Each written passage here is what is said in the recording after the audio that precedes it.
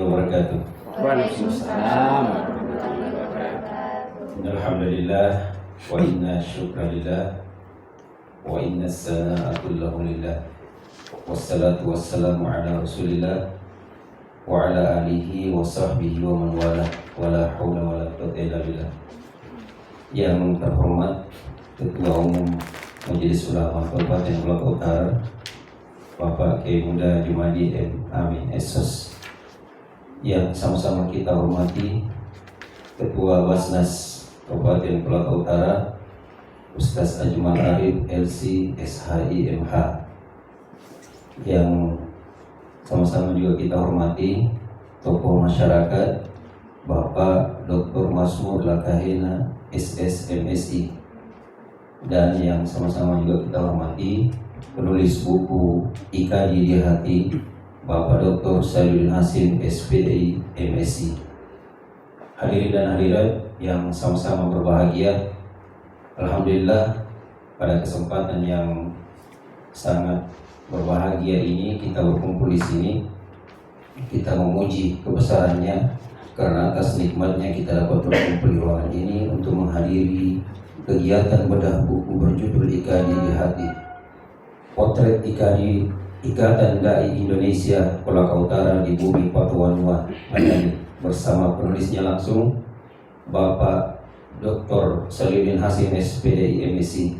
Salawat dan salam semoga selalu tercurah kepada baginda Rasulullah SAW.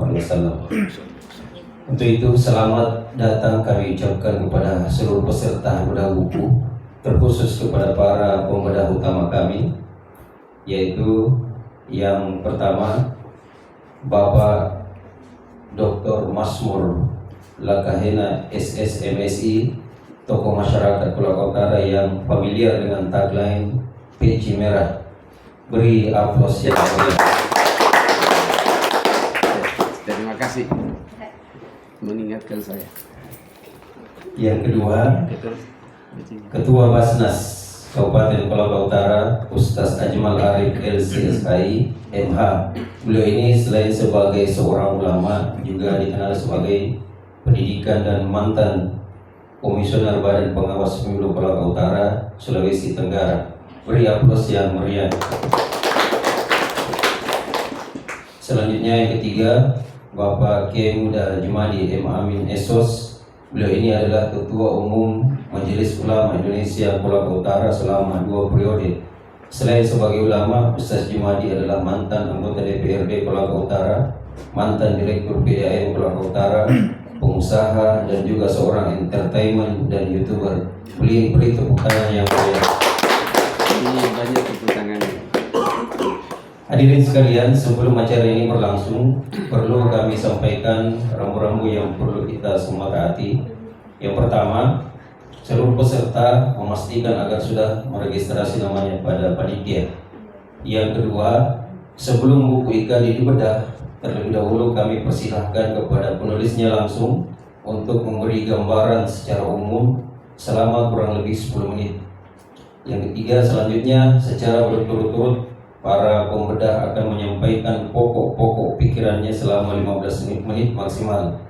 Mengingat hari ini adalah hari Jumat, maka kita harus pandai-pandai mempergunakan waktu sebaik-baiknya.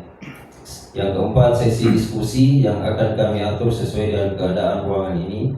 Dan yang terakhir, penulis menyediakan door prize berupa penyerahan buku asli kepada peserta yang beruntung. Untuk itu, untuk mempersingkat waktu, kita mempersilahkan kepada penulis buku Ikadi di Hati untuk membawakan materi ini. Kepada beliau dipersilahkan dengan Bismillahirrahmanirrahim. Assalamualaikum warahmatullahi wabarakatuh. Waalaikumsalam. Gimana kabar semuanya? Iya, alhamdulillah. Kalau ada peci merah, di situ ada kampurui. Iya. Saya sengaja ini bukan karena ta'assub kepada suku saya, bukan. Tapi perlu kita juga mengenal keanekaragaman suku budaya di Sulawesi Tenggara ini. Salah satunya itu adalah adik-adik mahasiswa perlu mengenal Kesultanan Buton. Ya, jadi Kampului yang saya pakai ini, ya, ini hanya dikenakan oleh para sultan. Sultan, keluarga sultan, atau orang-orang yang memang mendapatkan posisi-posisi terhormat di kesultanan. Itu dulu, sekarang tidak lagi. Sama misalnya Songko Reja ya, Songko Bugis gitu. Jadi salawat dan salam kepada baginda Rasulullah Muhammad SAW. Para pembedah buku yang hebat-hebat ini, saya ingin menyampaikan beberapa hal termasuk kepada adik sekalian yang ada di hadapan kami ini. Tradisi menulis itu mesti menjadi sesuatu yang baru jika kita memang belum memulainya. Saya mulai tertarik untuk menulis itu saat saya lanjut pasca sarjana S3 Pak. Kenapa? Saya satu kelas dengan rata-rata penulis. Teman satu kelas saya itu penulis. Banyak yang buku yang mereka sudah terbitkan. Setelah saya lihat-lihat buku-buku mereka, apa bedanya? Ya, ternyata buku-buku mereka itu bukan buku-buku berat, buku-buku ringan. Buku-buku ringan, apa saja ditulis. Ya, kalau Anda menulis, kalau adik-adik ini menulis, orang tidak akan menanyakan apa isi buku yang Anda tulis. Pertama yang dilihat judulnya, yang kedua dilihat siapa yang tulis. Ada nama tak di situ, nomor. Itu. Seorang penulis yang menjadi inspirasi saya itu namanya Pak Cahya, Ustaz Cahya. Beliau itu dokter, tapi beliau menulis banyak buku, masalah agama, masalah keluarga, masalah politik, macam-macam apa yang beliau tulis. Di mana beliau duduk, di situ beliau menulis.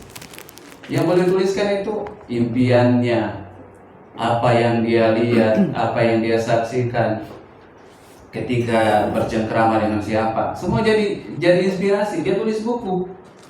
Dan tahu enggak, ketika kita ini sudah jadi penulis terkenal, apalagi kalau bestseller misalnya, kita yang dikejar sama penerbit. Ya, bahasa kasarnya itu biar kita kentut. Seandainya kentut itu bisa jadi tulisan,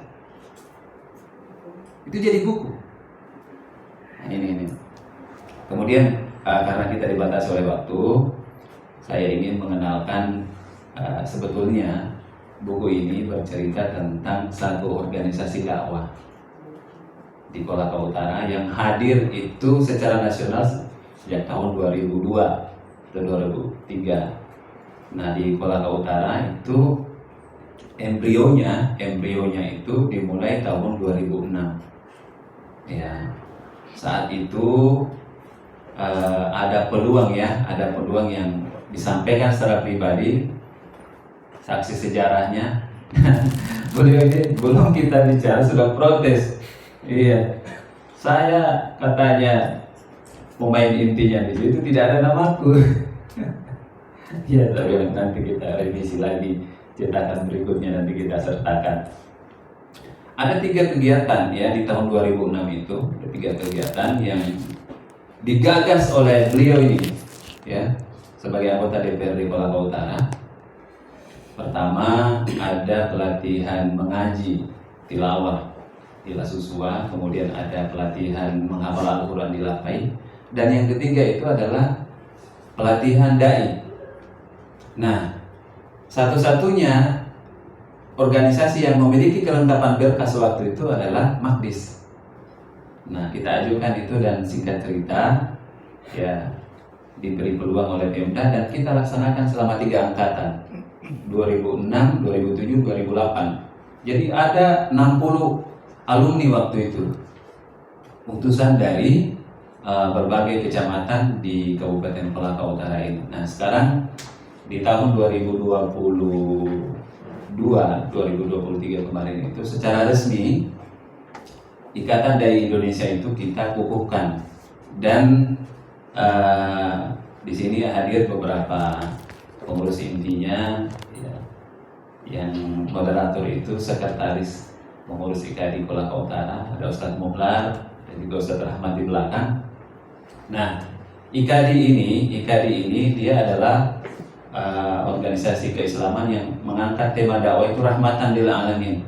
Ya, rahmatan lil alamin itu artinya bagaimana kita menjadikan dakwah Islam itu rahmat bagi semua. Ya, karena dia rahmat bagi semua, ya, kita tidak memilah-milah dia latar belakangnya dari mana. Selama dia Ahlus Sunnah wal Jamaah, ya, mau Nahdlatul Ulama, mau Muhammadiyah, mau Hidayatullah, yang penting dia Ahlus Sunnah, bukan Syiah atau Ahmadiyah gitu. Nah, ini kan kita juga harus berhati-hati nih mengajak orang bergabung dengan kita. Mana tahu mereka ini membawa bibit-bibit tertentu yang kemudian bisa merusak organisasi itu. Nah, ada kata-kata Madani di sini, Kolaka Utara Madani. Seharusnya Pak Ketua PDM, pimpinan daerah Muhammadiyah Kolaka Utara itu berkenan hadir, ya. Beliau mantan Bupati Kolaka Utara, namun sesuatu dan lain hal barangkali.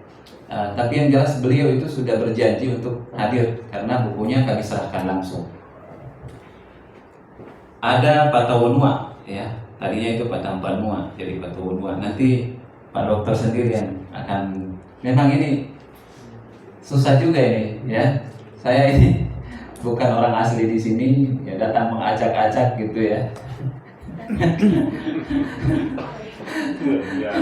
Ya, ini harus diluluskan juga secara intelektual Pak Dokter.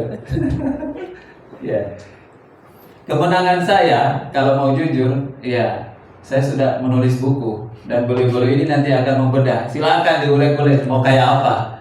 Ya, saya pertama sudah menang duluan. Ya, kemenangan berikutnya itu nanti setelah dibedah, ya, kita akan membuat revisinya seperti apa baiknya. Lahir lagi buku baru. Ya, seorang penulis itu tidak pernah kehabisan inspirasi. Ya, adik-adik yang ada di hadapan saya ini misalnya punya kisah kasih asmara dengan siapa, itu bisa jadi buku. Ya, mantannya sudah berapa orang. Aku bersama mantanku, jadi buku itu. Nah, cuma disamarkan anunya. Nah, jangan terlalu jujur juga.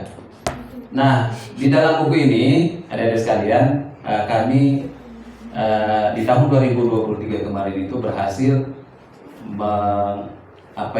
melakukan satu kegiatan, ya, dan itu besar dampaknya. Sekolah Dai Indonesia. Sekolah Dai Indonesia ini kami jadikan pilot projectnya itu di 5 sekolah. Mansatu Kolaka Utara, kemudian Panti Asuhan di Sawamauha, Pesantren Baitul Maqdis Totalang, kemudian Al-Islam Astagfirullah, bukan Al-Islam, ya, Darul Istiqamah Katoi dan Darul Istiqamah Malamala. Ya, jujur di tahun 2023 itu, ya, kegiatan ini anggarannya besar. Ya, dan saya ingin kita berikan aplaus kepada pihak yang memberikan anggaran, yaitu Badan Amil Zakat Nasional Kolaka Utara. Nah, jadi buku ini terbit itu salah satu dedikasi juga kami cetak dari anggaran Basnas, Pak Ketua. Ya, 50 juta rupiah. 50 juta rupiah itu bukan dana sedikit. Jadi alumni sekolah dai itu ada hampir 120 orang. Semua dibuatkan jaket begini.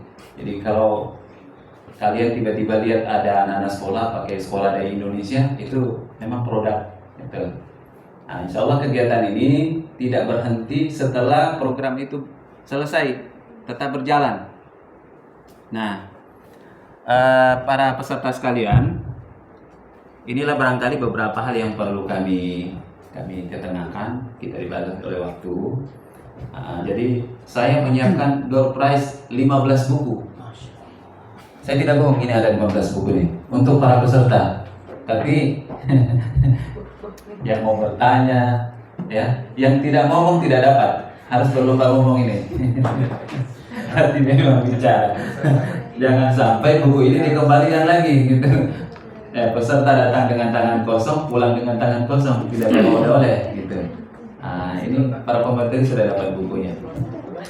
Baik, teman-teman sekalian, mohon maaf, ya, saya hanya sekedarnya saja menyampaikan pembuka yang intinya itu nanti akan disampaikan beliau-beliau ini. Terima kasih, saya kembalikan kepada moderator.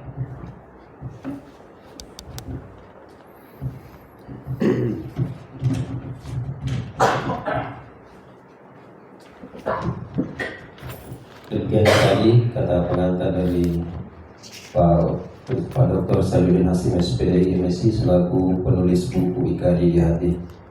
Selanjutnya kita langsung masuk ke pembedah buku yang pertama oleh Bapak Dr. Mazmur Lakahena SS MSI. Kepada beliau dipersilakan. Jadi namanya tidak ada pemanasan, langsung mainin. Tarung bebas. Pertarungan. Saya mulai, Ustaz. Bismillahirrahmanirrahim. Assalamualaikum warahmatullahi wabarakatuh. Alhamdulillah, alhamdulillahirabbil alamin.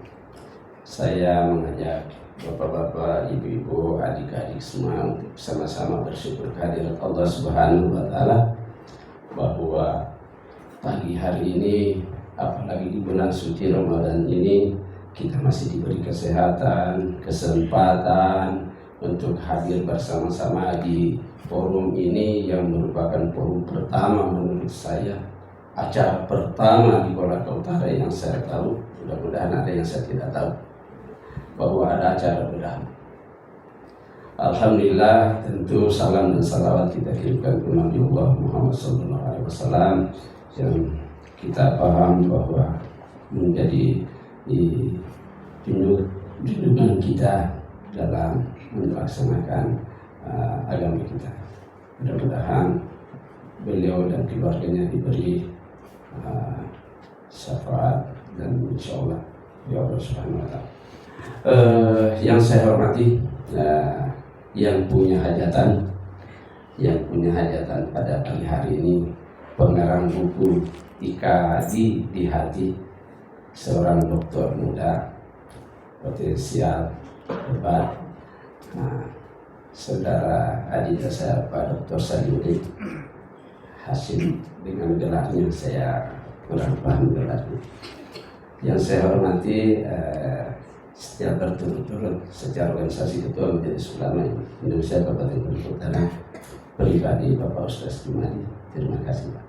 Yang saya hormati, saya punya adinda, teman sekampung saya, Pak Ustaz Ketua Basnas kita, Pak Jumal Ustaz. Yang saya hormati, para ulama yang saya tahu ada beliau tetangga saya, dan paling saya banggakan ada juga sahabatku di belakang. Dan yang saya banggakan adik-adik semua yang punya spirit untuk hadir di acara yang tidak lazim seperti ini. Mengapa saya katakan tidak lazim? Karena baru pertama kalinya ada bedah buku. Biasanya bedah rumah, ada bedah, ya maaf ya kalau di rumah sakit tertiasari bedah ibu, ya kalau operasi sesar, ya bedah. Tapi bedah apa tadi Pak Ustaz? Ya kalau dokter ya ada patah tulang, ya karena kita kan ya bedah gitu. Nah, baru kali ada bedah buku. Orang pasti berpikir bagian apa sih bedah buku? Ada kapalnya di situ? Ya, itulah bagian dari kegiatan akademik yang ilmiah yang sangat-sangat baik untuk kita datangi. Saya kalau ada bedah buku dengan bedah rumah, saya datangi bedah buku. Ya. Kalau ada bedah dokter Sarif, saya tidak kesana. Tapi kalau ada bedah buku, saya hadir. Ya. Itu sebagai pengantar.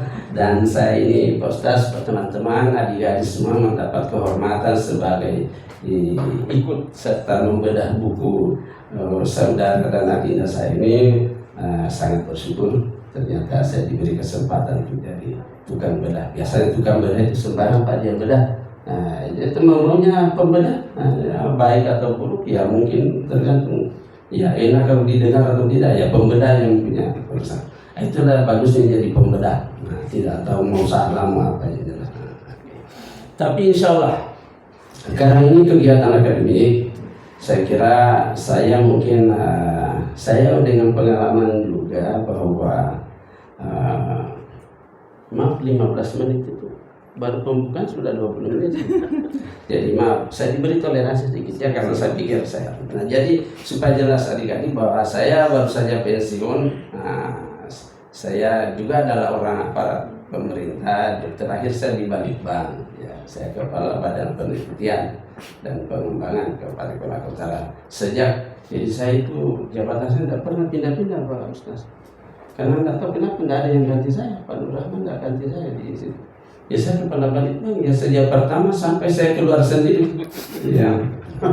Jadi saya 7 tahun jadi kepala Badan Penelitian. Tidak kedok-kedok kata anak-anak muda. Jadi dalam penulisan begini tentu di samping karena saya juga hobi menulis, saya juga sebagai orang akademik, saya sudah membaca ini seminggu sebelumnya buku ini, hampir sudah berapa kali tamat ini. Saya baca-baca dan ternyata banyak hal yang baik dan saya kira ada beberapa kelemahan. Ya. Mohon maaf ini penulis. Saya mulai dengan acara intinya, bedah bukunya. Siap. Ya. Yang pertama kita salut dan menghargai apa yang sudah dilakukan oleh saudara kita, sahabat kita, kakanda kita, ya, dosen kita, Pak Dr. Saduddin Hasim SPDI MSc. Rupanya beliau bersama dengan Dr. M. Nirwan SKM MKes dalam menulis buku ini. Sebagai saya melihat dulu dari fisiknya Pak Ustaz. Jadi saya tadinya begitu disorongkan buku ini, IKD itu apa? Sebuah judul itu menarik apabila bisa membuat orang penasaran. Jadi saya tadi ini judulnya kenapa? Ada Pak Jo ini IKD, saya kira nama orang ini IKD di hati. Kalau IKD di hati berarti kayaknya ada pacaran ini Pak Saiduddin. Nah, ternyata saya baca-baca, oh IKD, Ikatan Dai Indonesia. Mulai saya tertarik. Kenapa ada apa ini IKD ini? Ikatan Dakwah Indonesia. Ternyata tanggal 12 Juli 2002 organisasi sudah ada di sesuai dalam buku ini. 12 Juli 2002 sudah didirikan di sini. Berarti jauh sebelum kita mekar.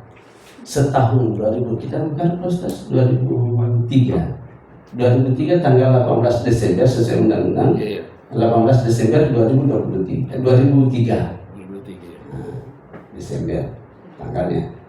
Kemudian diterima tanggal 7 Januari, SK-nya sudah diterima sehingga dijadikan hari ulang tahun itu tanggal 7 Januari 2000. Diterima kan 2004 maaf. 2004. Jadi setahun sebelumnya ini sudah lahir IKD di sini. Ini berarti sebenarnya IKD ini harus patut kita acungi jempol. Kan ternyata organisasi yang sudah ada dan alhamdulillah sudah ada di Kolaka Utara ini. Luar biasa. Itu bentuk apresiasi saya kepada IKD secara organisasi. Kemudian tentu sebagai organisasi saya lihat ya dalam saya sudah baca programnya Pak Ustaz bahwa memang sudah banyak hal yang dilakukan. Tentu yang dilakukan ini belum cukup. Karena yang ditulis di sini adalah masih menyangkut program. Ya, saya lihat ini ada beberapa program ya sudah bagus. Nah, kemudian dari sisi layout saya mesti dari luarnya dulu bahwa memang ini bagus karena IKD mengambil background Masjid Agung ya, sebagai lembaga keislaman ya tanda petik keislaman kan dakwah ini dai ya memang background ini sudah bagus menurut saya. Sisa memang ada yang saya ingin seandainya boleh percetakannya lebih terang ya mungkin agak terang foto-fotonya biar kelihatan siapa di dalam itu ya, mungkin ataukah kurangi fotonya, ini fisiknya dulu aja, kurangi fotonya. Nanti foto ini bagusnya ini, foto ini menjadi lampiran. Saya tidak melihat lampiran di sini, lampiran foto-fotonya. Nah, ini tidak ada saya lihat. Sehingga sebenarnya buku ini bisa lebih menarik karena seseorang ini mau membaca ini karena ada daya tariknya. Kita belum bicara isi, siapa yang dikatakan tadi, belum kita lihat isi. Tapi kita lihat dulu, apa itu gambar-gambarnya di dalam? Apa itu? Jadi gambar ini sebenarnya menjadi penarik untuk sebuah buku. Jadi sehingga ini seandainya gambarnya ini tunggal masjid, ini bisa menimbulkan tanda tanya. Jawabannya, jadi ini menjadi lampiran foto untuk layoutnya di belakang. Dia menjadi lampiran. Jadi karena ini kegiatan organisasi, kegiatan foto-foto, kegiatan organisasi, tolong dinampilkan dalam cetakan kedua tanda kutip saran. Nah, supaya benar-benar orang dengan membaca buku ini referensi pikirannya itu terbentuk. IKAD ini karena pengurusnya sudah ada juga semua di sini, foto-foto kegiatannya ini. Itu saran saya dalam kesempatan pertama. Ini tampak fisiknya, Pak Ustaz. Ya. Berikutnya, dari sisi penulisan ini betul-betul kayak dirancang Pak Ustaz setengah riset ya, penelitian kayak dengan tesis atau skripsi atau disertasi, karena di sini juga ada tertulis pada bab 3 metode penelitian. Artinya strukturnya dia membuat model penelitian. Ya, boleh dalam penulisan buku ini, soalnya ini penelitian historical research. Historical research itu ada keinginan historical. Dia bercerita ini, maaf kalau saya salah boleh dikoreksi ya oleh bapak-bapak yang lain, pembeda yang lain, bahwa ini bercerita tentang IKAD dari A sampai Z nya, sampai mulai tanggal 12 Juli 2002 sampai hari ini. Ya, itu ditulis itu. Historical research ya, atau historical book. Dia bercerita tentang IKAD itu apa, pengurusnya juga ada, programnya juga saya lihat sudah ada. Jadi dia betul-betul dan ini adalah kombinasi karena dia menggunakan metodologi penelitian. Ya, sebenarnya kalau buku-buku dia buat ya tanpa metodologi penelitian tidak apa-apa, tidak usah dituliskan, tetapi tidak apa-apa. Ini juga menggambarkan bahwa sumbernya penulis ini metodologi yang juga karena ini kualitatif ya. Dalam penelitian itu kan ada dua penelitian besar, bisa kita kualitatif, bisa kuantitatif. Kalau karena saya peneliti aliran kualitatif. Nah itu Pak Ustaz, saya datang kalau Pak Ustaz Ima mungkin kuantitatif. Karena kalau saya kualitatif murni, saya kualitatif itu saya harus rasakan bagaimana saya harus. Tapi kualitatif ini kami membutuhkan waktu lama. Karena saya peneliti Bajo, ya. Ada S1 saya tentang kalau syarat yang di Kolaka Utara. Saya teliti sampai 3 bulan. Bagaimana kalau syarat? Tapi kan saya tulis dalam bahasa Inggris, kan saya jurusan S1 bahasa Inggris. Kalau syarat Tolapi Custom in Kolaka Utara in Kolaka Regency. Kalau waktu itu kita belum mengkar, saya selesai tahun 98. Tetap masih bayi barangkali jadi kan belum itu ya. Iya. Nah, S2 baru pendidikan anak suku Bajo. Nah, kalau saya pendidikan anak suku Bajo, lokasi penelitian di Tambea dan Hagatutobu di Pemalasana. Saya di sana itu sampai 3 bulan, 4 bulan lebih Pak Ustaz. Mengamati, memang kualitatif begitu, mengamati perilaku apa semua kita mengamati. Sampai perahunya orang Bajo saya hafal. Ukurannya berapa? Daya muatnya 2 orang ukuran berapa? Daya muat 4 orang ukuran berapa? Kalau dia pakai mesin ukuran berapa? Harus saya paham sebagai peneliti, karena saya meneliti tentang pendidikan anak Bajo. Kenapa anak Bajo itu tidak mau sekolah? Ada sekolah, begitu ada bunyi bom, lari pulang. Oh ke laut. Ada berikut mereka cenderung ikut orang tuanya, tidak mau sekolah. Kalau datang 1 kali 1 minggu, 1 bulan, ditarik telinganya gurunya, ini hasil penelitian ini, kualitatif begitu. Oh, dia 1 bulan dia tidak datang. Ah, kapan dicuri telinganya? Kenapa aku tidak datang? Oh, 1 bulan barangkali baru muncul lagi. Ini semua kualitatif. Nah, beda kalau kuantitatif. Sisa beliau ini menggunakan masih kualitatif ya, buku ini penelitian. Berikut yang tidak kalah pentingnya saya mau sampaikan, bahwa visi misi kami saya tidak perlu bahas karena sudah ada jelas. Sebentar kalau ke bagian buku sudah baca ya dan sebagainya. Yang perlu saya sampaikan juga bahwa ada fotonya ini, tapi memang saya minta foto di depan itu prostasnya tidak ada. Saya sebelah buku lama ada fotonya ya. yang ini ada lampirannya Pak Dokter. Oh, ini ada juga yang saya lihat, tapi saya lihat hanya beberapa ya. Nah, berikut jadi yang sebenarnya saya sampaikan juga bahwa ini barangkali yang masih kurang IKD Pak, karena dia baru mendirikan catatan saya sini kalau tidak salah, mudah-mudahan tidak berubah catatan bapak-bapak ya, karena IKD ini baru ada 2 di kecamatan ya kan, sudah ada 3 ya, IKD ini baru 3 kecamatan, kecamatan Katoi, kecamatan apa itu Lasusua, iya. Ada juga sekolah dai-nya sudah ada ini. Sudah di Mansat Lasusua, Pondok Pesantren yang disebutkan tadi. Ya, dan lagi-lagi di kampung saya Al-Arfa Sawangawa. Sawangawa itu Lamituna dulu. Jadi saya tahu kalau mau tanya Sawangawa tanya saya. Tapi saya tidak tahu pembinaannya di sana karena ini sudah lama saya tinggal di sana. Secara umum saya anggap bahwa IKD ini masih kurang Pak, karena baru 3 kecamatan. Harusnya Ustaz 15 kecamatan ini ada IKD. Pertanyaan saya, kenapa itu tidak ada? Jangan sampai memang Pak Sariudin ini sebagai ketua IKD memang tidak mau tahu daerah sana. Dia hanya mau tahu dari sini saja. Ini Bapak diskriminasi nih Pak. Siap. Ya. Iya. Saya curiga ini Bapak diskriminasi, tanda kutip ya. Karena tetapi menurut saya yakin insya Allah tidak akan ada diskriminasi itu adik-adik. Justru kita ini berharap begitu agar ini harapan saya semua kecamatan ada IKD-nya, sehingga gerakan organisasi ini betul-betul kita harapkan bisa setajam silet kata presenter ya.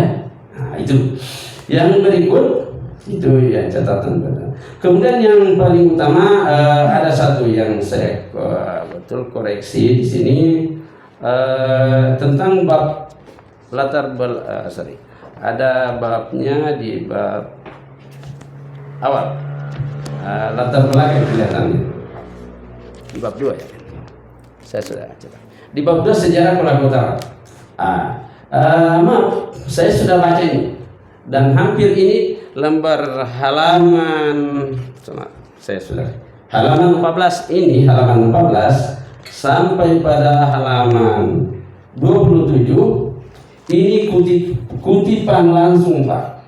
Ini kutipan langsung ini dari resume yang saya buat. Dan itu resume dari buku ini Pak Ustaz. Saya harus tunjukkan kepada Pak Ustaz. Buku itu resume dari buku ini, jejak-jejak pemekaran Kabupaten Kolaka Utara.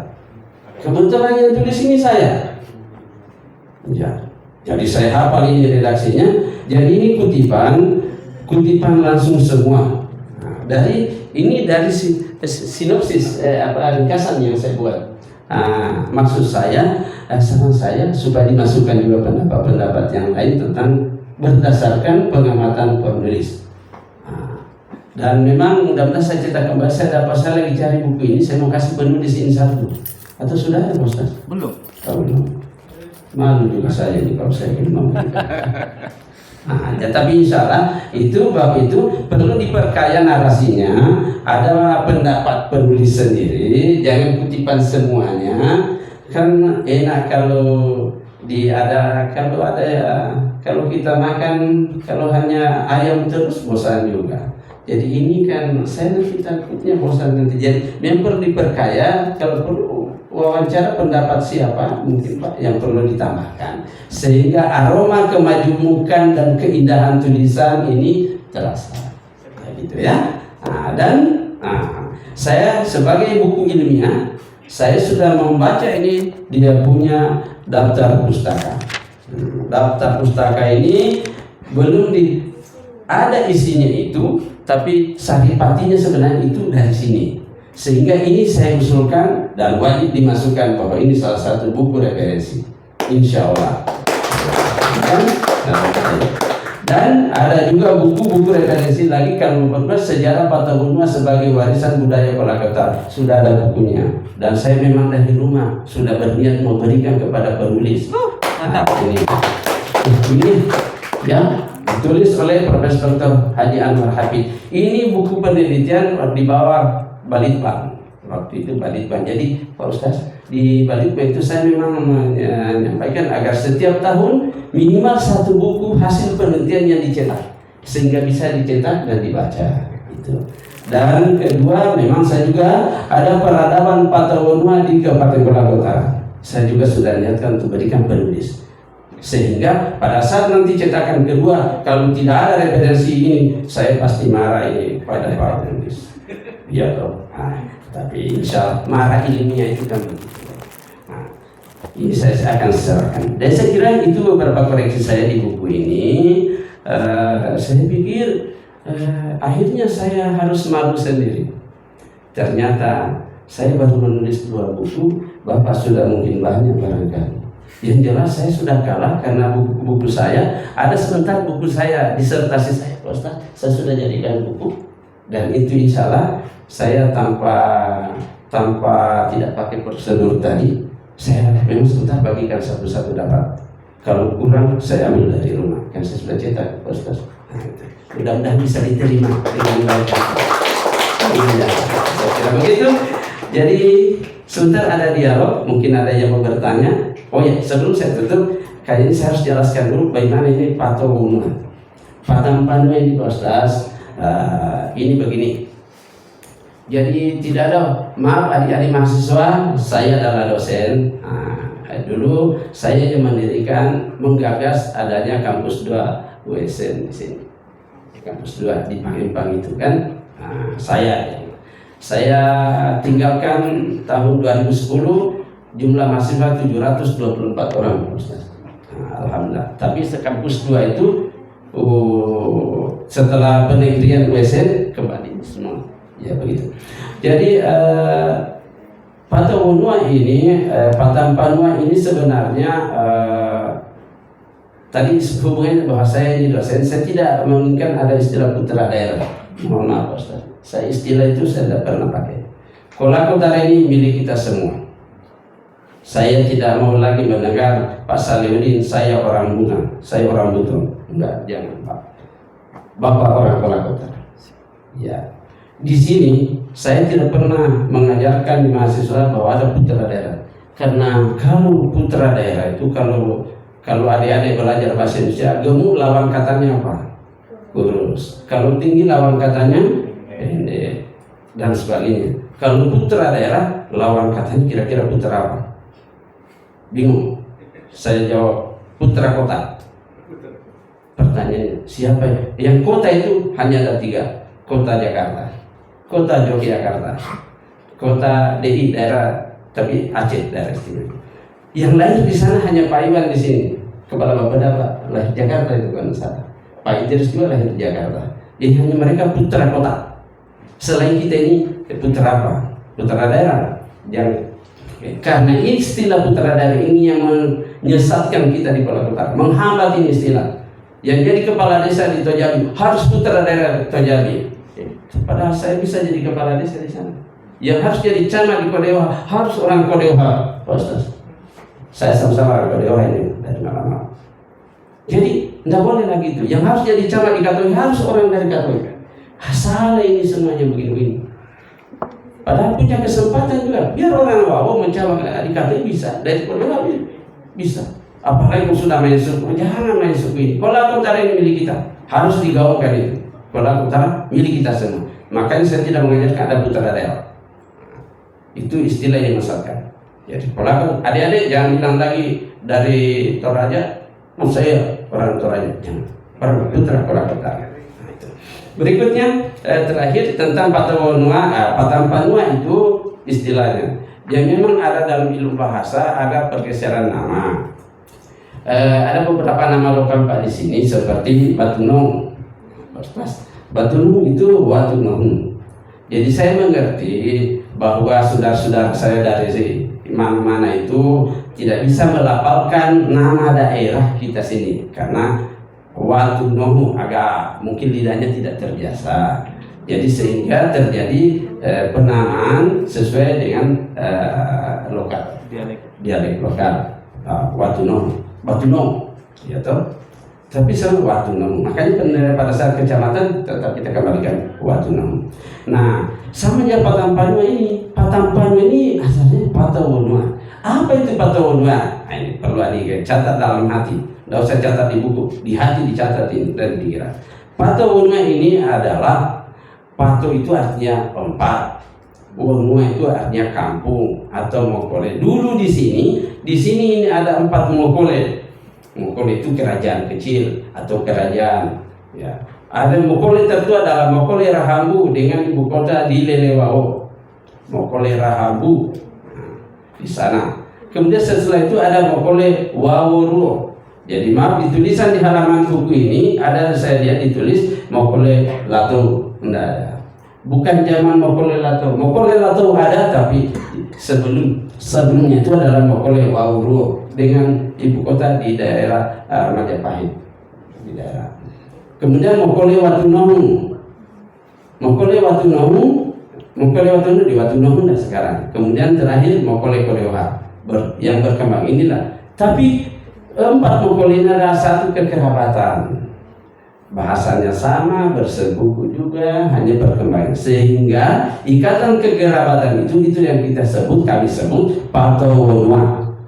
Kalau sudah istilah sebagai Patawonua, jadilah itu bumi Patawonua. Pada saat Pak Bupati Nur Rahman Umar, beliau sudah patenkan itu di bumi Patawonua. Bumi Patawonua, ya begitu, bukan Patampanua, Patawonua. 4 Wonua atau 4 kerajaan yang ada di sini. Perlu saya pahamkan ini karena tidak ada yang tahu di sini kecuali saya. Karena saya ada lagi yang terakhir sebelum saya tutup.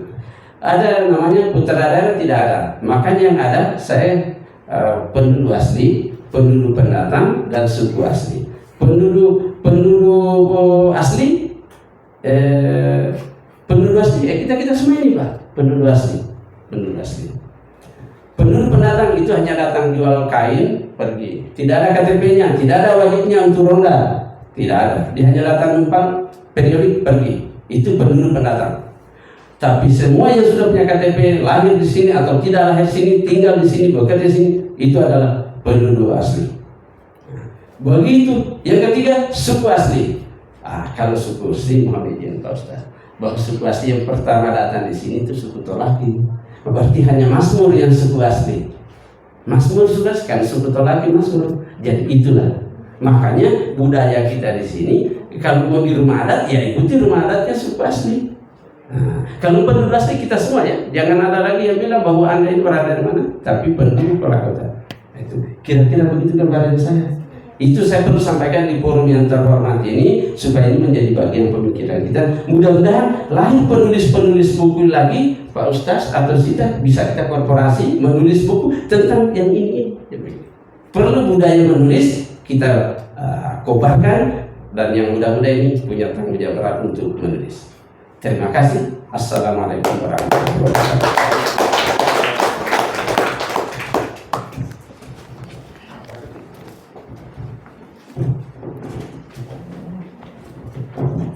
Demikianlah tadi koreksi buku dari Bapak Dr. Mazmur Lagaina SSMSI. Luar biasa, koreksi yang sangat tajam, setajam silet. Dan ini demi kebaikan buku Ikadi di Hati. Semoga selanjutnya ada warna baru untuk buku Ikadi di Hati. Kita melangkah ke pembedah buku yang kedua, yaitu Ketua Basnas Kolaka Utara, Ustaz Ajmal Arif LC SHI MH. Kepada beliau dipersilakan.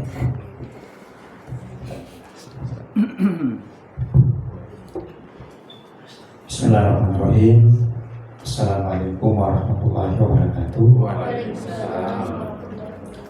Alhamdulillah, wassalatu wassalamu ala rasulillah wa ala alihi wa sahbihi wa man tabi'ahum bi ihsanin ila yaumiddin, amma ba'du. Yang saya hormati Sahibul Bait, penulis buku kita, Pak Dr. Saifuddin Hasim, SPDI MSI. Yang saya hormati para pembedah atau narasumber kita pada kesempatan ini, ada Pak Dr. Masmur Lakahena, SPDI MSI. Kemudian ada pembedah kita juga dari Ketua MUI Kalimantan Utara, Bapak Kiai Muda Jumadi Amin SOS. Seluruh peserta forum yang saya hormati, yang mohon maaf jika saya tidak menyebutkan salah. Puji dan syukur senantiasa kita panjatkan kehadirat Allah Subhanahu wa Ta'ala, Tuhan yang Maha Esa, oleh karena atas izin dan perkenannya kepada kita semua, sehingga pada pagi hari yang berbahagia ini, apatah lagi kita berada pada suasana bulan Ramadan, bulan suci, kita masih diperkenankan untuk bertemu di tempat ini. Sebelum saya lanjut terkait dengan bedah buku dengan judul IKI di Hati, agak panjang saya lihat ini, Potret Ikatan Dai Indonesia IKI di Bumi Padang Panua. Kalau tadi sudah dijelaskan Pak Dokter terkait kata Padang Panua yang madani. Nah, sekaligus mungkin menjadi masukan bagi penulis terkait Padang Panua. Saya ingin menyampaikan bahwa tadi Pak Dokter pembedah buku pertama sudah banyak sekali menyampaikan terkait dengan koreksi dari buku ini. Ya, resiko menjadi pembicara kedua mungkin ya hampir tidak tersisa bagi kita untuk menyampaikan. Tapi itu kita syukurilah bahwa kita mendapatkan hal baru, pengetahuan baru dari kakak kita Pak Dr. Masmur Lakahena.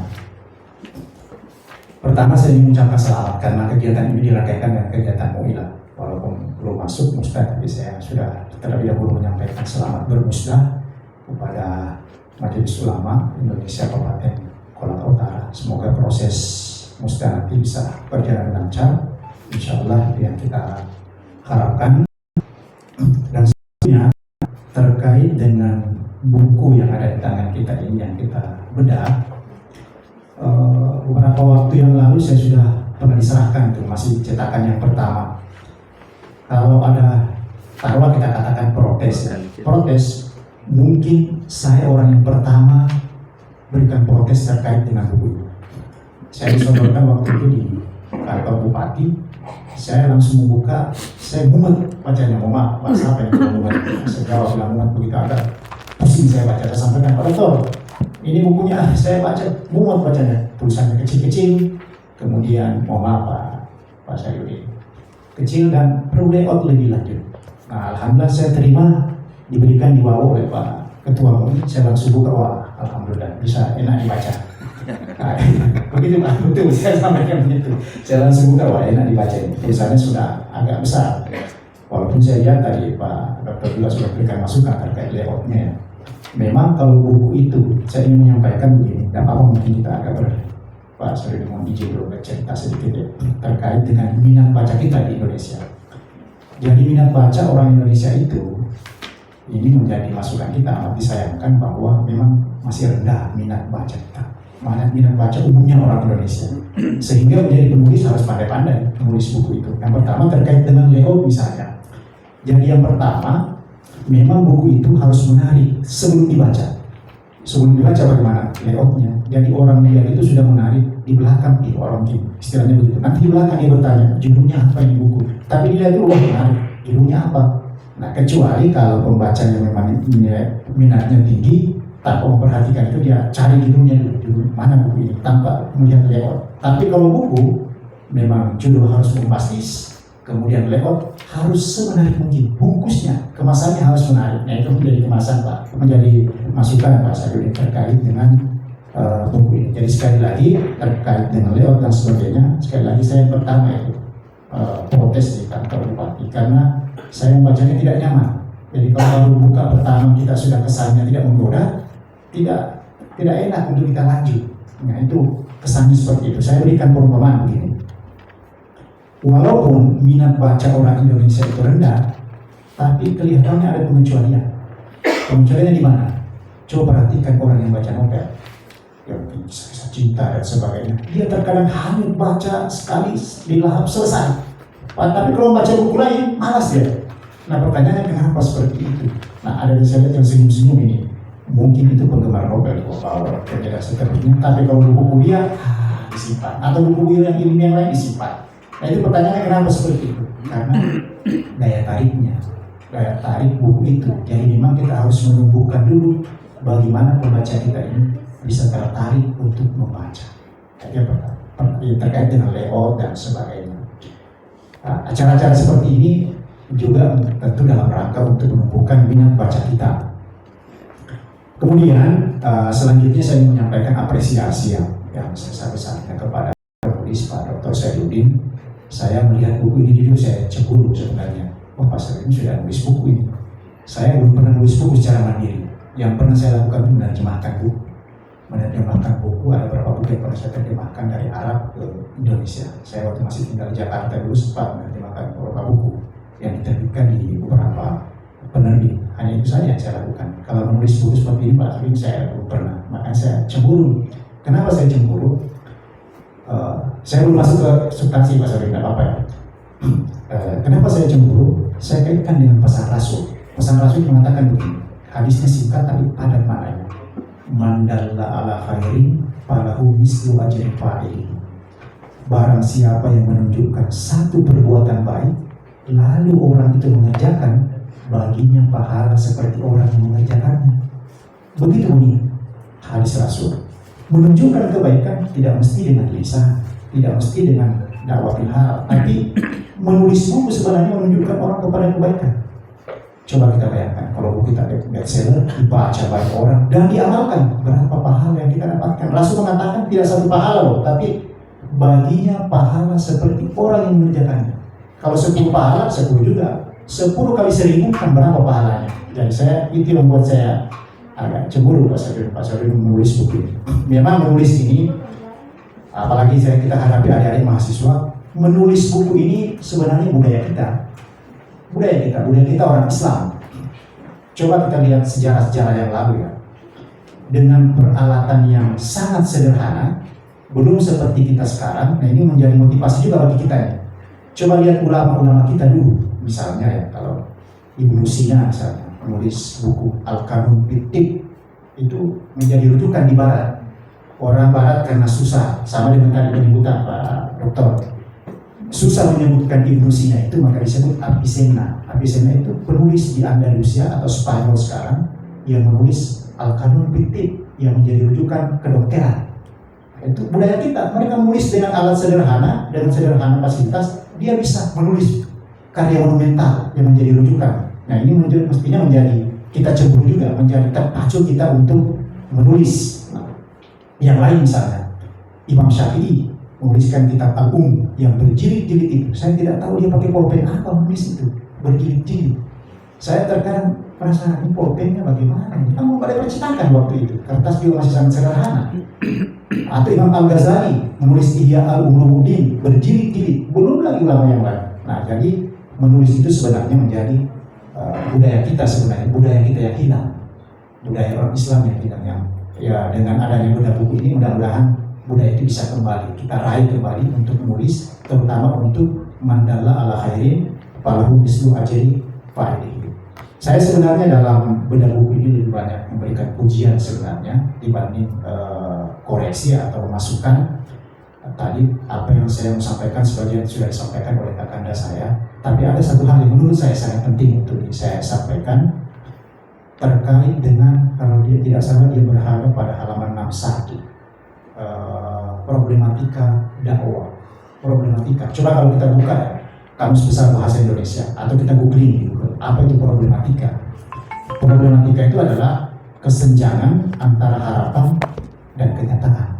Jadi ada kesenjangan yang kita harapkan tapi tidak sesuai dengan kenyataan, itu problematika.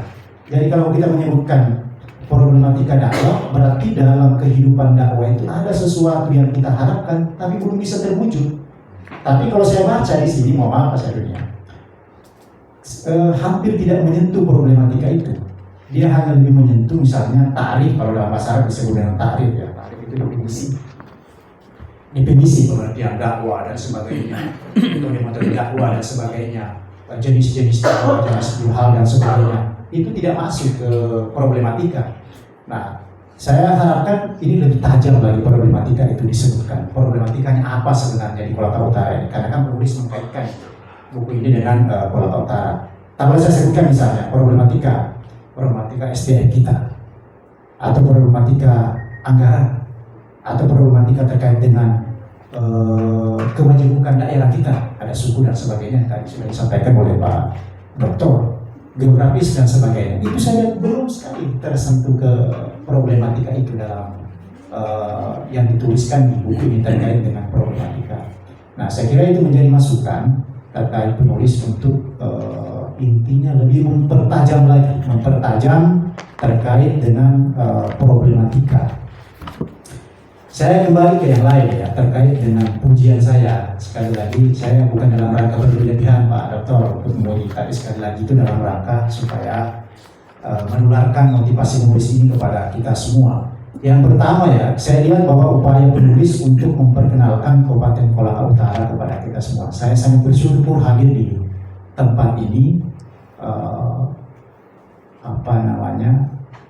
Pak Doktor di banyak kesempatan, karena saya pernah menjadi salah satu komisioner anggota Bawaslu Provinsi Sulawesi Tenggara 5 tahun menjabat 2017 sampai 2023.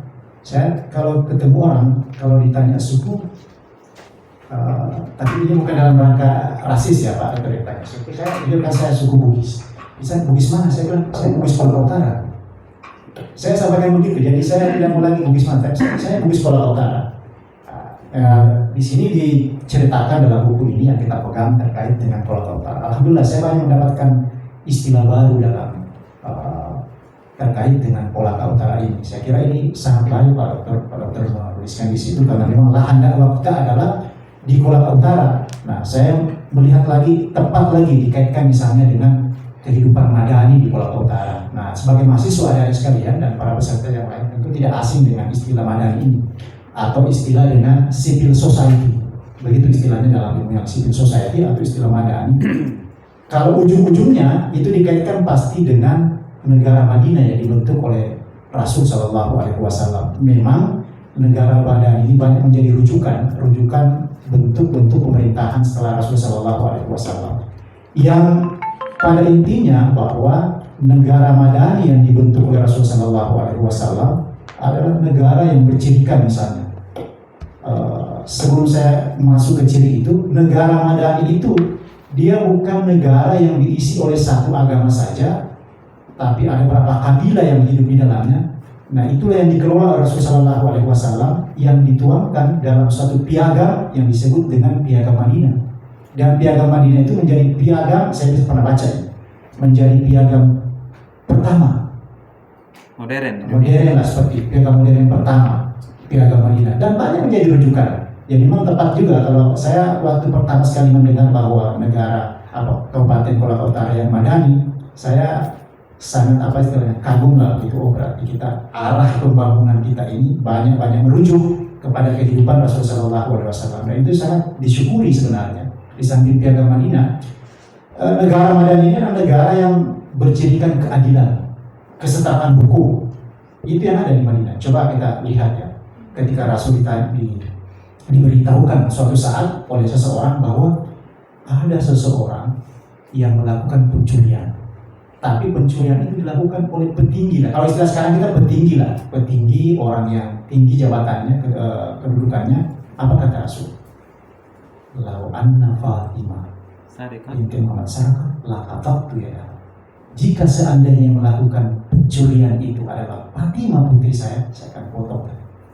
Artinya apa? Dia akan memberikan perlakuan hukum yang sama. Itu ciri negara Madani. Nah, tadi kami banyak berbincang-bincang terkait kehidupan hukum di negara kita. Bahkan Pak Pak Ketua Umum menyampaikan kalau orang hukum ini melihat keadaan hukum di negara kita pening, saya diam-diam saja, mungkin bukan pening lagi tapi agak pusing lagi kita bicarakan saja bagaimana, tapi itulah apalagi ada dari mahasiswa kan menjadi bahan diskusi dan sebagainya terkait. Jadi itu ciri negara madani. Ciri negara madani ada keadilan, ada kesetaraan hukum di situ dan juga kesejahteraan dan sebagainya, ada toleransi, ada pembangunan pendidikan yang tinggi. Nah itu ciri khas madani semua. Kita berharap bahwa prinsip Kabupaten Kolaka Utara Madani ini terus berlanjut karena saya kira penting negara. Saya tidak tahu apakah sudah dipatenkan atau tidak seperti Patuan Boy yang Madani atau tidak, atau menjadi tagline saja yang berganti lagi setiap pemimpin. Tapi saya pribadi sebagai putra Kolaka Utara daerah atau sebagai penduduk Kolaka Utara dan Putra Kolaka Utara. Putra Kolaka Utara sangat berharap bahwa tagline Kolaka Utara yang madani bisa dilanjutkan. Kalau perlu ya ada semacam paten atau apa sehingga tidak berubah lagi. Sangat baik kalau dikaji negara madani. Tapi ini kelihatannya saya tidak tahu ya di kegiatan-kegiatan lain sudah mendapatkan tempat untuk dikaji lebih lanjut atau tidak. Ya, saya kira bedah buku ini menjadi forum pertama saya di Kolaka Utara setelah selesai bertugas di Kendari. Dan saya tidak tahu ya apakah forum pertama juga kalimat madani ini dibahas di forum yang terbuka seperti ini. Saya berharap ada forum-forum lain untuk kita membahas madani, dan harapan yang lebih tinggi sebenarnya bahwa kalimat madani dengan bergantinya pemimpin nanti, karena sebentar lagi kita melaksanakan pemilihan kepala daerah bupati, istilah madani tidak berganti. Nah ini menjadi usulan saya dan terutama saya sampaikan kepada kakak saya Pak Dokter, kalau ada kesempatan forum-forum yang lebih tinggi dari sekarang disampaikan bahwa mudah-mudahan madani tidak hilang dari kita, mudah-mudahan menjadi ciri khas kita. Saya lihat juga yang lain, penulis ini berupaya untuk membumikan Al-Quran, nilai Al-Quran di buku yang dia tulis. Banyak istilah-istilah yang sudah dicantumkan di situ, misalnya istilah kaum, ummah, syab dan istilahnya. Saya lihat juga ini penjelasannya harus dipertajam atau dipertajam, dan mungkin istilah-istilah Al-Quran ini lebih banyak lagi karena kan buku ini terkait dengan ikatan dai. Dai itu kan identik dengan memberikan pencerahan kepada masyarakat yang tentu berlandaskan syariat Islam, berlandaskan istilah-istilah Al-Quran yang paling banyak tentunya. Nah saya lihat istilah itu perlu diperkaya, perlu diperbanyak, terutama penjelasannya, dan sehingga ketika orang membaca tidak harus berkerut dahi dulu baru bisa memahami. Nah ini mungkin salah satu juga yang menjadi kendala hambatan ketika orang untuk mencintai buku. Kenapa terlalu susah untuk dipahami? Kita harus berkerut dahi, berpikir macam-macam baru bisa dipaham. Kalau tidak googling dan tidak sebagainya susah untuk dipaham. Nah itu yang menjadi masukan kedua ya, terkait dengan istilah-istilah dalam Al-Quran yang menjadi nilai yang akan dipahamkan dalam buku ini. Selanjutnya juga ada upaya penulis saya lihat untuk memperkenalkan kemasyarakatan Islam. Masyarakat Islam itu seperti apa sebenarnya yang harus dibangun seperti itu. Nah kalau kita lihat saya kaitkan lagi dengan penulisan buku, kalau berbicara tentang masyarakat Islam, sosiologi dalam istilah ini, sosiologi istilah ilmiahnya itu juga sebenarnya menjadi warisan kita. Nah coba adik-adik mahasiswa dan kita semua, kalau kita mau kembali melihat buku, ada buku sosiologi modern yang ditulis yang juga menjadi banyak rujukan, yang membuat saya kalau teman-teman lihat banyak terkagum-kagum bagaimana dengan peralatan yang sangat sederhana mampu melahirkan buku yang berjilid seperti itu. Namanya buku Al-Ibar yang ditulis oleh Ibnu Khaldun. Ibnu Khaldun itu penulis sosiologi pertama modern yang menjadi banyak rujukan di negara barat dan juga negara Islam. Nah kalau teman-teman lihat mungkin kurang dikenal buku Al-Ibar itu karena kenapa? Ternyata buku Al-Ibar itu ditulis berjilid-jilid. Mukadimahnya, kalau kita lihat buku ini kan mukadimah mungkin 3 lembar ya. Mukadimah buku Al-Ibar itu segini tebalnya. Kalau di terjemahannya juga segini tebalnya. Disebut dengan Mukadimah Ibnu Khaldun. Nah itu kalau teman-teman mendengarkan Mukadimah Ibnu Khaldun itu sebenarnya bukan bukunya, itu mukadimahnya saja. Yang ternyata mukadimahnya justru jauh lebih terkenal daripada buku Al-Ibar itu. Buku sosiologi jadi berjilid-jilid yang lebih kenal mukadimahnya. Saya kagumnya kepada penulis ini. Saya belum pernah melihat buku buku yang mukadimahnya setebal itu, mukadimah Al-Ibar itu, 1 jilid ya, tebal diterjemahkan seperti itu. Jadi itu saja Pak Peduli, Pak Doktor yang ingin saya sampaikan pada kesempatan ini. Jadi menambahkan saja mungkin apa yang disampaikan oleh Pak Dr. Masmur, bahwa tolong diproblematika lebih dipertajam lagi sehingga pembahasan di problematika betul-betul membahas apa sebenarnya kesenjangannya antara harapan dan kenyataan terkait dengan dakwah di bumi Kolaka Utara ini. Ada nggak di situ? Tidak semata bermain di definisi. Kemudian terkait dengan istilah-istilah Al-Quran mungkin lebih ditambahkan dan penjelasannya lebih dipermudah sehingga kita tidak harus berkerut dahi, utamanya orang yang awam ya. Awam membaca baru paham, karena kita akan menyasar pembaca itu. Kalau kita yang minat bacanya tinggi, sudah tidak ada masalah lah. Tidak kabelnya lebih bagus pun tidak masalah. Kita cari buku itu, mana bukunya. Tapi kalau orang menarik, orang yang pertama membaca, lihat dari jauh dulu, oh ini buku menarik kabelnya, judulnya apa, baru buka, seperti itu. Saya kira itu yang sempat saya sampaikan pada kesempatan ini. Terima kasih. Assalamualaikum warahmatullahi wabarakatuh.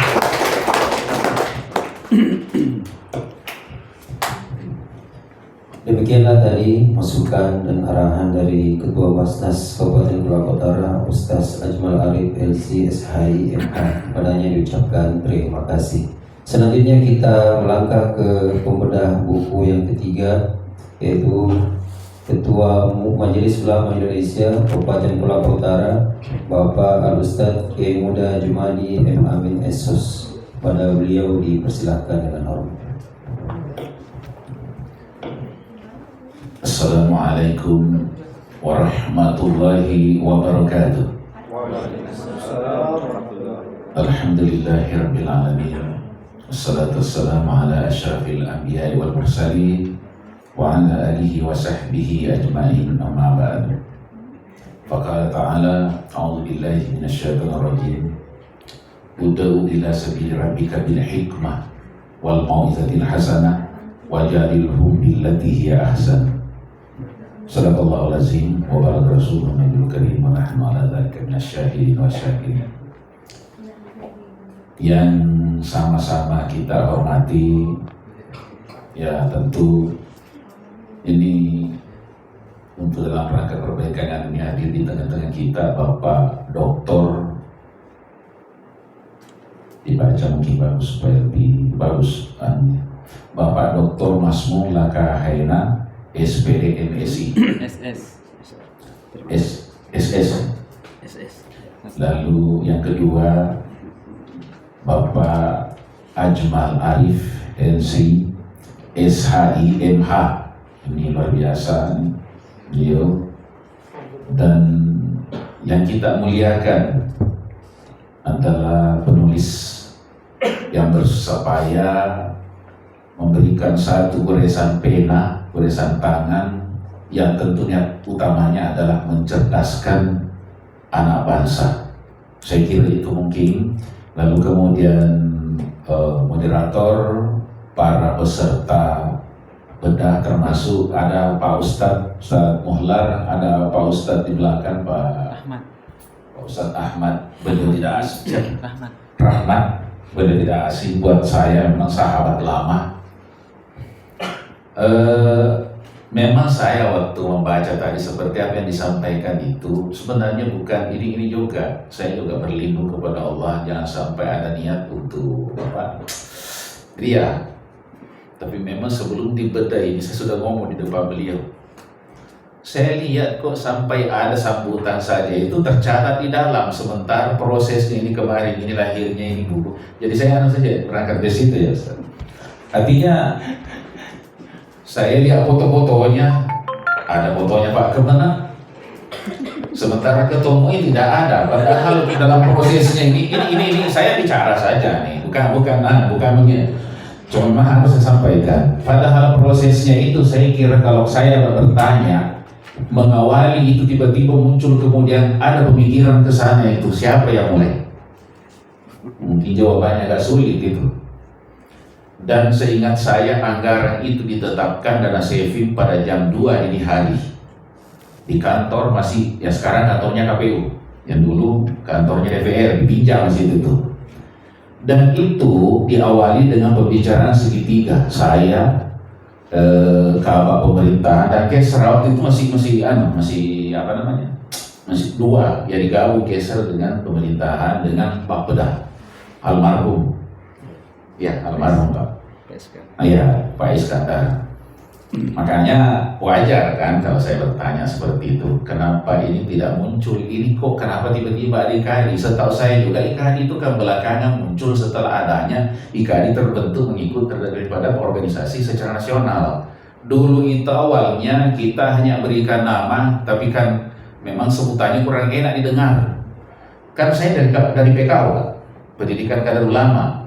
Level kita kan tentu yang kita cetak dai, berangkat dari kondisi dai kita di Kolaka Utara. Saya lihat itu kok berbeda-beda. Pandangan kita berbeda-beda memahami agama dan cenderung menjadi bibit-bibit perpecahan. Itulah yang mengawali itu, sehingga saya berpikir tidak ada salahnya kalau anggaran daerah kita ini, kayak ini juga yang paling penting ini, bahwa seorang dai itu harus menjadi corong. Ingat simfani min ummati, idza saluha saluhan nas wa idza fasada fasadan nas, al ulama wal umara. Jadi kalau kita ingin Kolaka Utara ini baik, mulai dari yang pertama itu bukan umaranya, tapi ulamanya, Ustaz. Nah itulah makanya terpikir kemarin itu. Jadi saya kira ini kenapa kalau beliau singgung itu bukan berarti saya ini mau juga dimunculkan di situ. Memang saya cari-cari juga, tapi kan bukan berarti apa namanya ya. Cuma ada hubungannya ketika ini bicara sejarah Kolaka Utara ini. Dan itu sifatnya dulu itu sampai banyak yang bertanya di DPR, ini untuk apakah ini? Jadi awalnya itu Pak, kita hanya menyebutkan anggaran keagamaan. Nah waktu itu ada 800 juta, salah satu dipakai di sini merenovasi masjid Masjid Agung, Masjid Raya, apa namanya? Yang ini Rumah sakit puskesmas. Ya, Raudhatus Salihin. Saya kira seperti itu sebetulnya. Kemudian kepedulian kita, keprihatinan kita kepada pelaku-pelaku yang sebenarnya ini seperti guru mengaji, imam desa. Saya pikir inilah mereka ini yang paling ikhlas. Guru mengaji itu paling gajinya itu dibawakan air dari kalau ada guru mengaji anak mengajinya itu. Kemudian para imam. Sehingga saya terpikir waktu itu tidak bisakah melalui kebijakan daerah. Ternyata alhamdulillah kita lakukan di sini. Ini bahkan waktu Kendari mengetap itu juga ingin lakukan. Jadi saya kira ini awalnya di Kolaka Utara ini kita buat seperti itu, dan memang pasti ada yang memulai. Saya kira itu Ustaz, mungkin sekedar saya ingatkan bahwa prosesnya itu seperti itu. Tapi kalaupun hanya diingat saja dalam hati, tidak perlu dalam buku, tidak ada masalah. Saya hanya perlu sampaikan pada kesempatan yang berbahaya ini. Nah, terus kemudian secara akademik, saya kira dua pembicara kita ini jagonya. Jadi saya hanya ingin melihat sebagai sebuah profesi. Bahwa karena di sini nih kata dai, kenapa bukan ini? Karena kalau ini berarti saudara dokter. Jadi makanya katanya IKADI. Ya saya kira begitu pilihannya. Kalau ini nanti kan salah paham lagi nanti orang. Ikatan Dokter Indonesia. Padahal seandainya tidak ada ini, bisa ini Ustaz. Bisa ya? Bisa. Hanya kalau kita sebutkan seperti itu, nah ini kita mulai bahwa berbicara tentang dai inilah merupakan sebuah profesi, berangkat dari sebuah kesadaran pribadi, kemudian berkembang melangkah keluar dari orang ke orang, lalu kemudian menjadi sebuah satu profesi.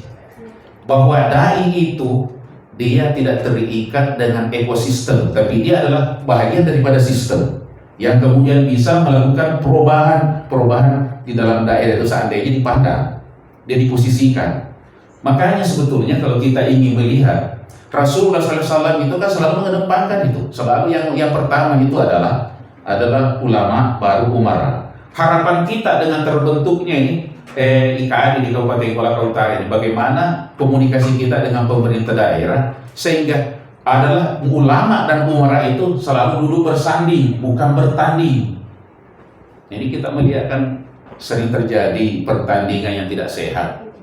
Nah harapan kita ini kan bagaimana ke depan bisa kita seperti itu.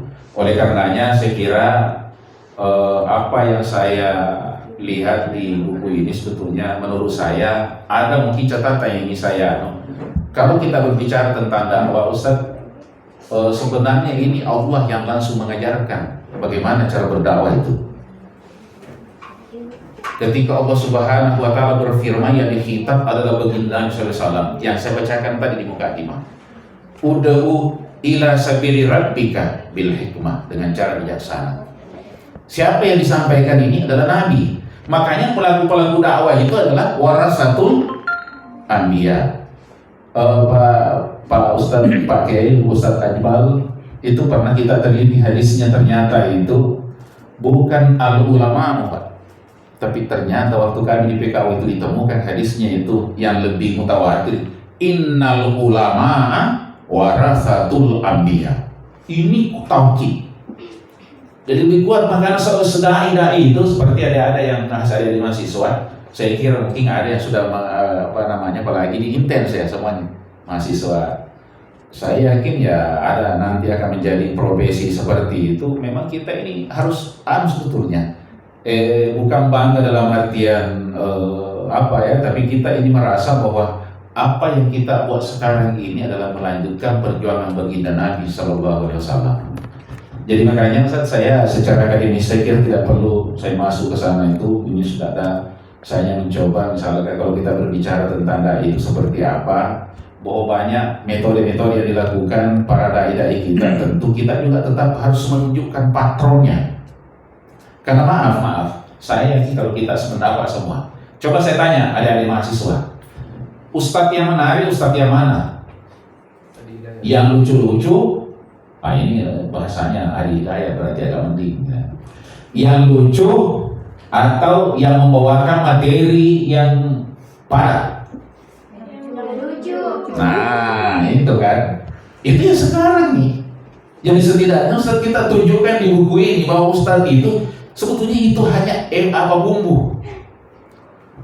Adik-adik ternyata lebih suka bumbu daripada intinya ya. Jadi kalau makan daging, bumbunya utama atau dagingnya? Bumbunya ya. Ini yang terjadi sekarang ini. Kita lebih tertarik sama bumbu daripada daging. Saya khawatir nanti kalau begini ini nanti bumbu kita cari, dagingnya kita abaikan. Nah ini oleh karenanya saya kira yang terpenting untuk saya berikan masukan di sini ini menggambarkan betapa peran seorang dai itu bisa membawa perubahan kepada yang lebih baik. Nggak usah kita selalu cerita revolusi mental ya. Iya. Sebab begini, mohon maaf, dari tadi itu bicara-bicara dengan beliau di luar, karena beliau adalah sarjana hukum, tentu banyak paham tentang hukum. Kita ini kan sebetulnya lebih tertarik memberi nilai kepada lebih tertarik kepada nilai-nilai formalitas ketimbang nilai moralitas Pak Dokter. Coba kita lihat. Sehingga itulah merupakan peluang untuk orang melakukan rekayasa administrasi. Ustadz nih harus hadir dengan memberikan pencerahan. Kita harus pakai hati, bukan pakai ini. Karena kalau pakai semua bisa dibuat, tapi kalau pakai ini tentu dibatasi, yang taguna fadlan minallahi wa ridwana. Jadi saya kira ini memang mulia ini Pak. Makanya buku ini saya katakan dakwah. Kalau dulu kita kenal, waktu saya selalu menerima pelatihan dakwah, ada dua yang sering kita disampaikan. Dakwah itu ada dua, namanya dakwah bil lisan, dengan lisan. Yang kedua dakwah bil hal, dengan perbuatan. Saya katakan ada tiga. Apa itu? Dakwah bil kitabah, dengan tulisan. Kalau dakwah bil hal, barangkali pelakunya hari ini bagus-bagus, dia orangnya alim, besoknya ternyata dia salah. Terus kemudian apa lagi? Dakwah bil lisan, dia hebat ngomong, belum tentu dia hebat pelakunya. Tetapi kalau buku, apalagi sudah dibedah seperti ini, kalau ini menjadi baik, tidak akan pernah berubah sampai akhir zaman. Ini yang luar biasa. Makanya kita hargai beliau ini dengan penuh upaya dan daya dan upaya untuk itu kita lakukan. Apa yang dilakukan luar biasa. Dan saya termasuk orang yang pertama mengagumi itu. Saya memang apa yang saya sampaikan juga waktu buku yang pertama, saya juga bingung waktu yang pertama dikasih. Tapi ini ya menariknya seperti itu. Lalu kemudian insya Allah dengan bedah buku ini kita harapkan kesempurnaan ini, walaupun tidak ada sempurna di muka bumi ini, tapi sempurna menurut kita karena upaya beliau tidak lagi menulis tanpa melihat sebenarnya saya harus bicara dengan siapa. Saya kira mungkin itu masukan saya, sebab hari ini hari Jumat, jangan sampai ini nanti kan diskusi biasanya itu tidak terasa. Nah, mungkin para pemateri juga ada jadwalnya baca khutbah, termasuk juga peserta Pak Ustadz ya. Nah, ini kita harus itu. Jadi saya kira saya lah yang tidak terlalu panjang yang saya ambil waktu, karena saya sadar itu dari resiko jadi pembicara terakhir. Saya kira yang penting kita simak baik-baik apa yang disampaikan tadi semua materi dan sudah bisa dipahami bahwa ini, karena saya ini maaf sebagai dai, saya bukan saya bukan konseptor, penulis, saya orator, tetapi bukan yang pimpin demo. Ya, saya biasanya berorasi di podium, di panggung. Saya kira untuk sementara demikian. Wabillahi taufiq wal hidayah. Assalamualaikum warahmatullahi wabarakatuh. Demikianlah tadi masukan yang sangat luar biasa dari Ketua Majelis Ulama Indonesia, Bapak Ustadz Kiai Muda Jumadi Amin Esos. Kepada diucapkan terima kasih. Kita masuk ke sesi yang kedua, selanjutnya sesi tanya jawab. Mungkin dibatasi dulu 3 penanya. Bagi yang bertanya sebutkan nama, identitasnya. Ya, kita persilahkan kepada para adik mahasiswa. Cek sebelah. Izin moderator, harus dipaksakan 15 orang